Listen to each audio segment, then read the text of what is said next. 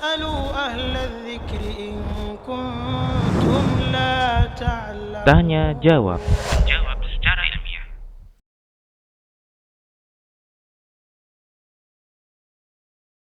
Intinya bahwasanya apabila kita merasa dizolimi oleh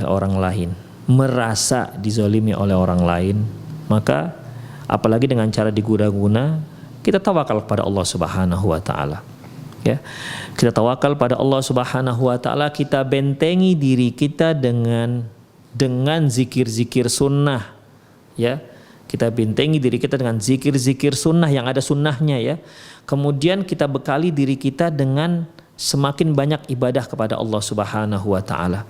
Mengapa demikian, ikhwah? Kalau memang seorang itu ingin menyakiti saudaranya dengan cara diguna-guna, itu kan berarti dia bekerja sama dengan setan. Allah menyatakan, inna kaidasyaiton kana dha'ifa. Allah katakan makarnya setan itu lemah. Jadi manusia itu nggak lemah. Manusia itu kuat, lebih kuat daripada syaitan. Tapi karena manusia itu minta bantuan ke setan, jadi akhirnya setan ini pun melunjak dia. Wa annahu kana rijalun minal insi ya'udzuna birijalin minal jinni fazaduhum rahaqa. Kaum laki-laki dari kalangan manusia minta perlindungan ke kaum laki-laki dari kalangan jin, fazaduhum rahaqa. Bertambah melunjak orang ini, bertambah melunjak, artinya semakin menakut-nakutkan laki-laki yang dari kalangan manusia tersebut. Jadi jangan minta tolong kepada jin. Jadi yang namanya sihir, guna-guna dan seterusnya itu kan pasti dia bekerja sama dengan setan. Jadi bagaimana? Ingat, inna kaidasyaiton kana dha'ifa. Sesungguhnya makarnya setan itu lemah. Ya, makarnya setan itu lemah, kata Allah. Ini Allah yang mengatakan. Allah yang menciptakan setan. Allah yang menciptakan iblis. Allah tahu sekali tentang iblis dan setan. Jadi bagaimana, ikhwah? Laksanakan apa yang Allah Subhanahu wa taala syariatkan. Ya, salat jangan tinggal, zikir jangan tinggal, terutama zikir pagi dan petang, ya. Jangan tinggal, dan upayakan setiap zikir dan doa yang kita lakukan yang ada dasar dari Quran dan Sunnah Rasulullah Sallallahu Alaihi Wasallam. Ketika kita bangun tidur, baca, ya, baca doa bangun tidur. Ketika kita masuk WC misalnya, itu kan ada sunnahnya. Kita masuk WC itu berarti kita sedang masuk ke tempatnya setan. Makanya Rasulullah Sallallahu Alaihi Wasallam mengajarkan kita agar terlindung dari setan itu yang ada rame, mereka banyak di tempatnya itu karena tempat kotor. Maka kita disunahkan untuk mengatakan Allahumma inni a'udzubika minal khubusi wal khaba'is. Ya Allah, aku berlindung padamu dari setan laki-laki dan setan perempuan, agar kita tidak diganggu oleh mereka. Demikian. Kita keluar, kita katakan ghufranaka. Kemudian ketika kita mau tidur, ketika kita mau makan, baca bismillah. Demikian. Sebab kalau nggak bismillah nanti setan makan dengan kita. Ketika kita pulang ke rumah, kemudian kita tutup pintu kita, baca bismillah.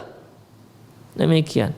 Jadi setan akan mengatakan bahwasanya kalau sebagaimana sabda Rasulullah SAW, apabila seorang itu makan dengan bismillah, kemudian masuk rumah dengan bismillah, maka kata setan kepada kawan-kawannya, la mabita lakum wala asya'a lakum. Malam ini tidak ada tempat makan, tidak ada tempat tinggal, nginep, dan tidak ada makan malam.